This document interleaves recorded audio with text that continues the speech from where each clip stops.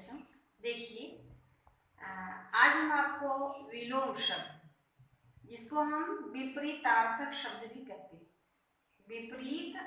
विपरीत अर्थ वाला, जो विपरीत अर्थ प्रदान करे वह शब्द जो दिए गए शब्द का विपरीत हो, विलोम हो, ऐसे शब्दों को विपरीतार्थक शब्द कहते हैं। कभी कभी प्रश्न में विपरीतार्थक शब्द ले दिया जाता है तो आप लोग भ्रमित हो जाते हैं कि इसका मतलब क्या होता है। विपरीतार्थक और विलोम एक दूसरे का पर्याय है, ठीक है। तो मुझे उम्मीद है अभी तक आपने विलोम शब्द मात्र याद किया है, लेकिन उसके कुछ नियम होते हैं विलोम शब्द बनाने के, कि किस प्रकार से हम किसी शब्द का विलोम शब्द बनाते हैं।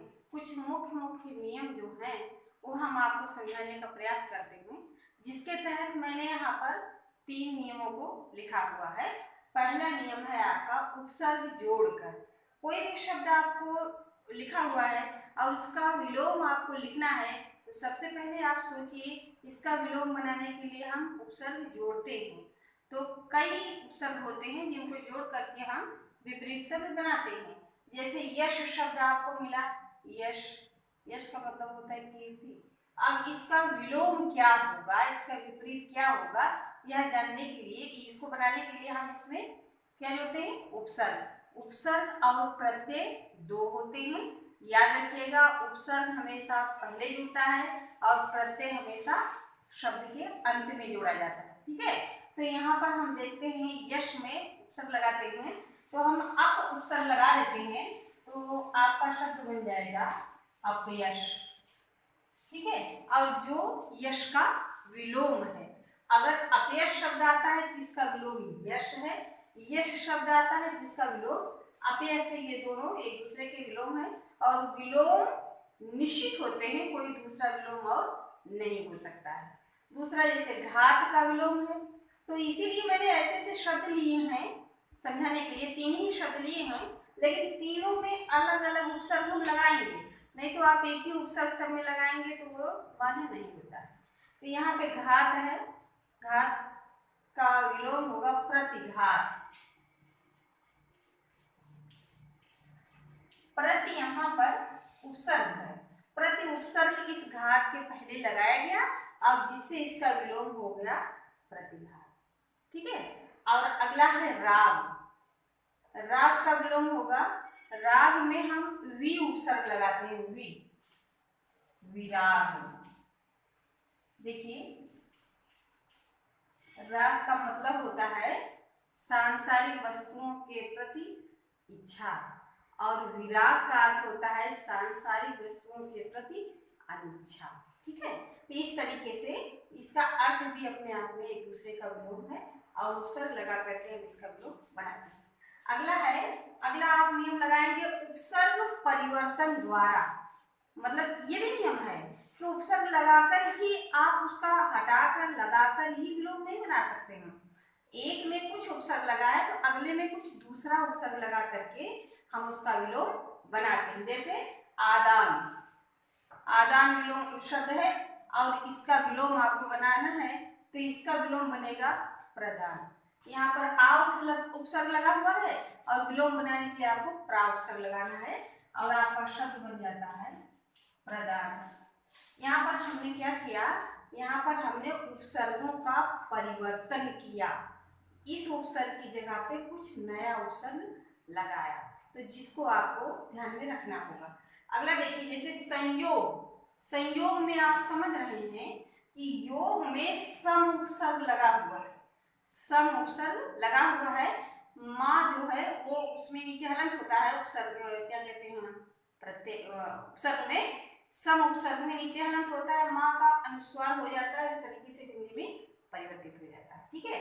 तो ये संयोग है और संयोग का विलोम बनाने के लिए इस सम उपसर्ग को परिवर्तित करते हैं और आपका शब्द बनेगा वियोग,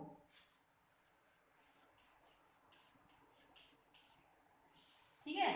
अगला हमने लिखा है सुलभ। सुलभ, सु मतलब आसानी होता है, मतलब आसानी से प्राप्त होना। अब इसका विलोम हमें बनाना है तो इसका यहाँ पे सु उपसर्ग है, सु उपसर्ग हटा देते हैं, सुलभ, और यहाँ पर हो जाता है दुर्लभ, यहाँ पे दुर उपसर्ग लग रहा है, तो उपसर्ग का रा जो है वो आधा है, इसलिए वह रेप के रूप में ऊपर लग जाता है, दुर्लभ। इस तरीके से दुर्लभ शब्द आपका बन जाता है। ठीक है।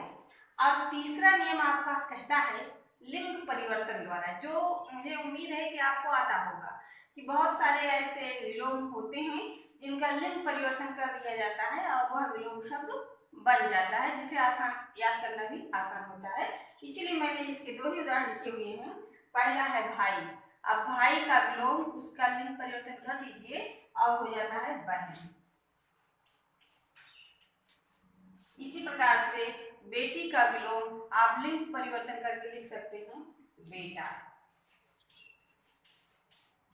ऐसे ही अनेक शब्द हैं, जैसे माता का पिता, भाई का बहन, यहाँ पे लिखा हुआ है। और अनेक ऐसे हैं, राजा का रानी और राजा का रंग भी होता है। इस तरीके से आप इसका विलोम शब्द याद रख सकते हैं कि हमें उसका लिंग परिवर्तन कर देना है, तो उस शब्द का विलोम हमारा बन जाएगा। इन सारे नियमों को, जो शब्द आपको विलोम करने के लिए दिए जाए, इन सारे नियमों को ध्यान में रखिए, उनको लगाइए, जो आपको उपयुक्त लगे वो विलोम आपका उचित माना जाएगा। विपरीतार्थक शब्द बनाने का चौथा नियम यह है कि प्रत्ययवत प्रयुक्त शब्द, मतलब ऐसा शब्द आपको मिले जिसमें प्रत्यय लगा हुआ हो, और ऐसे शब्द को यदि हमें विपरीत उसका बनाना है, उसका विलोम लिखना है, तो उसके लिए हमें क्या करना पड़ेगा, जो प्रत्यय युक्त शब्द हैं उस प्रत्यय को परिवर्तित करना है। ध्यान दीजिएगा, अब तक हमने उपसर्ग की बात की जो पहले लगाया जाता है, और यहाँ पर प्रत्यय की बात की जा रही है जो पीछे लगाया जाता है। जिसके उदाहरण के लिए आप देखिए, श्रीयुत, युत मतलब होता है युक्त, ठीक है ना। श्री मतलब होता है धन, धन से युक्त, ये विशेषण है एक तरीके से, लेकिन विशेषण का हमें विलोम बनाना है कि ऐसा व्यक्ति जो धन से युक्त हो, जिसके जो धनवान हो, एक तरीके से। अब इसका विलोम हमें बनाना है श्रीयुत। अब युत जो है वो प्रत्यय है, तो प्रत्यय को हमें बदलना है, ठीक। और श्री ऐसे ही रहेगा, तो देखिए, तो यहाँ पर लिख देना है हमें श्रीहीन, अर्थात जिसके पास धन ना हो, ठीक है ना, श्रीहीन, जिसके पास धन ना हो। इसी प्रकार से देखिए दयापूर्ण, किसी भी शब्द का विलोम बनाने से पहले आप उस शब्द की मीनिंग को समझने का प्रयास कीजिएगा, तभी आपका सही विलोम बनेगा। यहाँ है दयापूर्ण, मतलब जो दया से युक्त हो, जिसमें दया भरी हुई हो, जो दया से परिपूर्ण हो।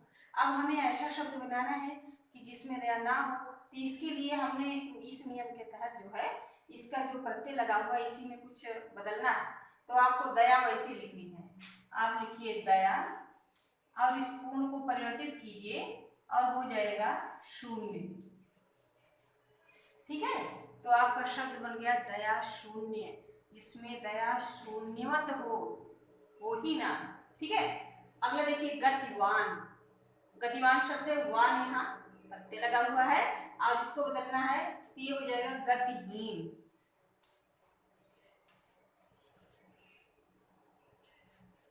ये शब्द आपको बन जाता है गति विकास, मतलब जिसकी ऐसे व्यक्ति की विशेषता बताई गई है जिसकी गति में उत्तरोत्तर विकास हो रहा हो, वह आगे बढ़ रहा हो।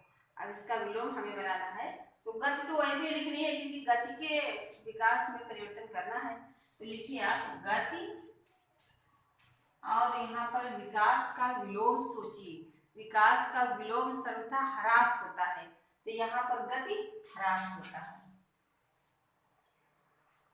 यहाँ पे रा लगा हुआ है, ठीक है ना, गति ह्रास, ये शब्द आपका ठीक। अगला नियम ये कहता है भिन्न शब्द द्वारा, भिन्न शब्द द्वारा का मतलब होता है ना उपसर्ग ना प्रत्यय, कुछ नहीं, बहुत सारे ऐसे होते हैं जो, और ना आपको उसका लिंग परिवर्तन करना है, उसके लिए अनेक शब्द बने हुए हैं। हिंदी भाषा में शब्दों की कमी नहीं है, यहाँ शब्दों की भरमार है, वो इसीलिए हिंदी भाषा प्रबुद्ध है क्योंकि यहाँ शब्द भंडार की कमी नहीं है। तो यहाँ पे अनेक ऐसे शब्द विलोम बनाए जाते हैं जिनके लिए एक नया शब्द लिखा जाता है, जैसे मूक है, मूक के लिए, मूक मतलब होता है जो बहुत कम बोलता है या बोलता ही ना हो, ऐसा समझिए, तो उसके लिए हम अगर विलोम लिखना है तो उसके लिए एक नया शब्द लिखना पड़ेगा और वह है वाचाल।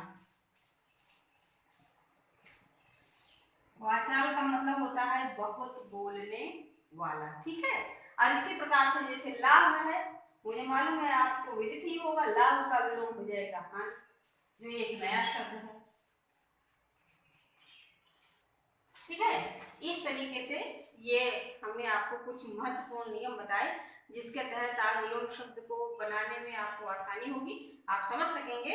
और यहाँ पर देखिए कुछ शब्द मैंने आपके लिए दिया है जिसका विलोम आप बनाएंगे, नियमों का प्रयोग करेंगे और अन्य अन्य तरीके से प्रयास करेंगे तो आपको विलोम शब्द बनाने में बहुत ही आसानी होगी। अभ्यास बहुत अनिवार्य है और जिससे आपके ज्ञान का वास्तव में आपको ज्ञान का बोध होता है जब आप स्वयं उसको प्रयास करते हैं, उस कार्य को अपने कर्तव्य में लाते हैं, ठीक है ना। तो इसको देखिए और इसका विलोम शब्द